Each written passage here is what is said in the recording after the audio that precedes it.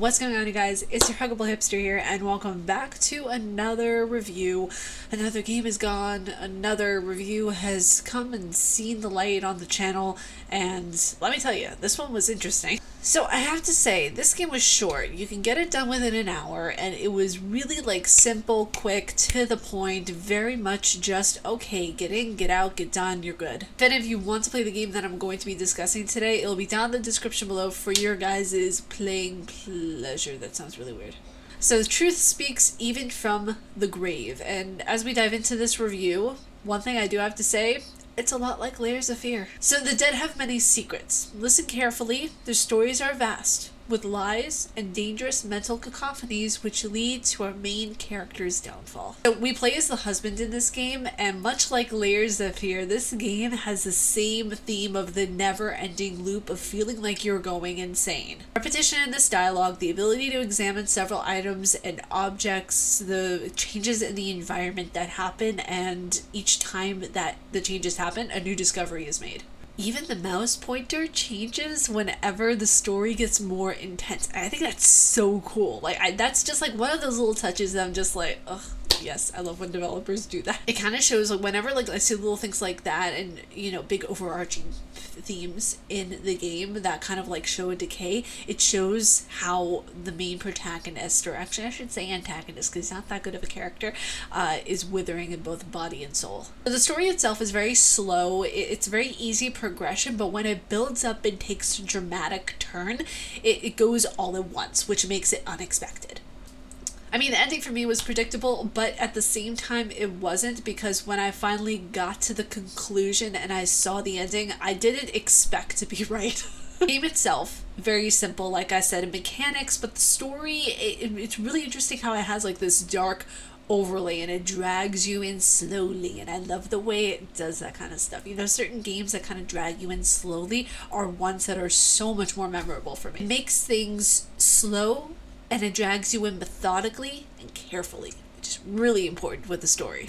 Each kind of thing that you look at, whether it be something from as small as a hair comb to the clock on the wall, it gets darker, and it shows the antagonist's true natures that are dramatically sinister. Like this game, I don't know how to explain. Like, for the first time, I can't find words to sum this game up into just what. It's a whole cacophony of things. The character is telling the story, which is it's very manipulative in nature, the story that he's telling, because he lives in this cabin in the woods, which, you know, is already a bad sign. It looks like something that just came out of a horror movie. And did I mention he killed his wife?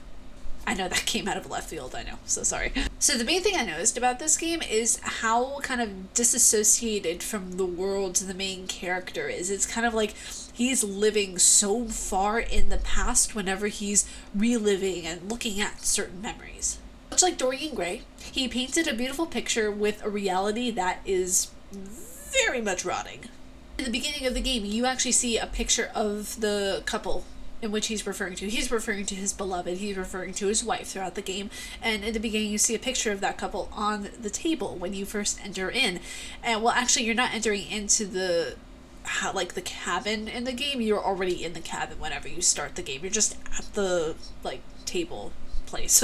Now the girl's face in the picture is blurred, and the game picture changes and becomes more morbid and decrepit as time goes on and as you find more things. Kind of like Layers of Fear, you know, each time you get to a new level, the painting becomes more and more like morbid and eerie, and one with the gore and very just sinister and just which, like I said, I mean, you know, this game is perfect for Halloween. So is Layers of Fear. By the way, play Layers of Fear. It's an amazing game, perfect for this time of year. The picture goes from him not remembering who his beloved was, to an angered woman, then to a skeleton-faced man who proclaimed his love for her. Or that he loved her, because throughout the entire game he was very kind of like hopeful at first, and then he went to being like, oh my god, I can't stand you, leave now, but you left your keys here so you can't really leave, so what happened to you?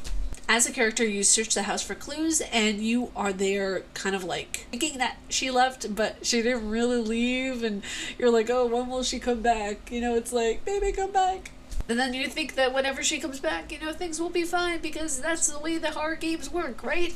No. In reality, the mindset of the husband character is delusional, it's chaotic, and every time he hears the clock, it was at first a reminiscent thing, but then it becomes, you know, he kind of becomes angry and wants to just rip it off the wall entirely, which, I mean, is perfectly logical.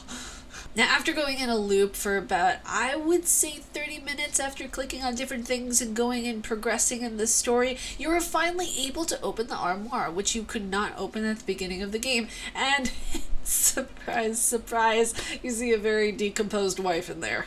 Very much rotting away like the lie the husband had painted all this time. Seeing that, I let out a very audible gasp. I was like, I knew it, I knew it. I knew it. I like put my chair back and I was like, it was really interesting to see how the game progressed after that because he didn't recall doing it. He was like, that could have been me. That couldn't. Why? What? The house became darker and the two shadows that were outside, like there were literally two shadows. I was just like, am I seeing this correctly? Is he seeing this correctly? What am I seeing exactly? Two shadows that were outside the window were talking, and there was one character who was actually our husband character yelling at them.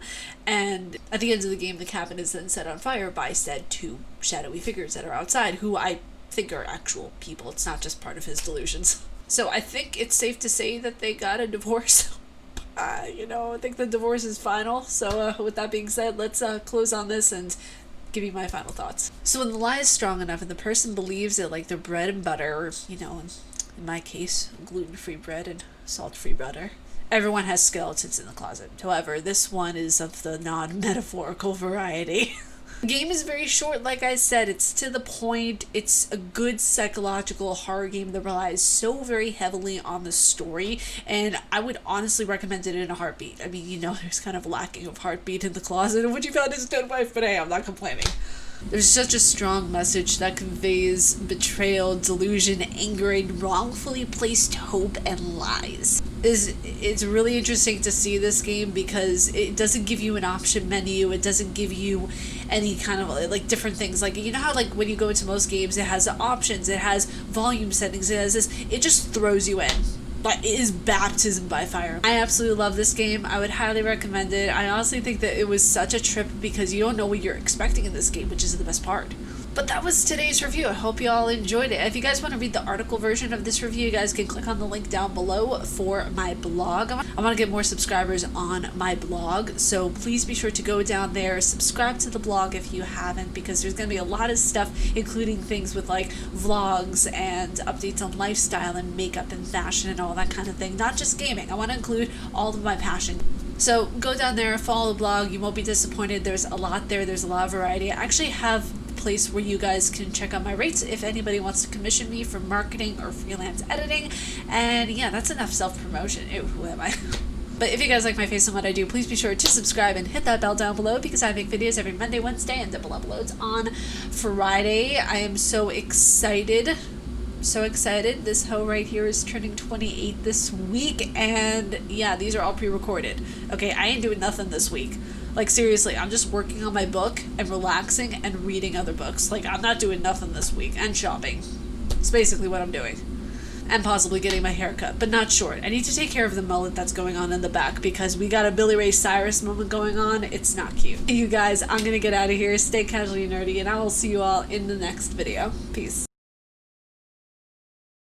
Bra is like tangled in the back. What the hell? I mean, seriously, the person who invented the bra, I need to have a talk with them. I just need to sit down and chat with them for like 5 minutes, maybe more, depending on if I want to kill them or not. Do you believe in magic in a young hoe's heart? Well, I do declare this review was a blast. This just in, truth speaks even from the grave. Serena review. I can't use that as an intro. Oh god. The dead have many secrets. Listen carefully and you'll hear nothing. Over and over and over again, the killer mistake was made that day. Bum, ba-dum, bum, bum, bum. People are gonna think I'm either drunk, high, or off my kilter. That's perfectly fine. My nails look short and stubby. I need more sass. Can I have a cup of... Waiter, where's my sass?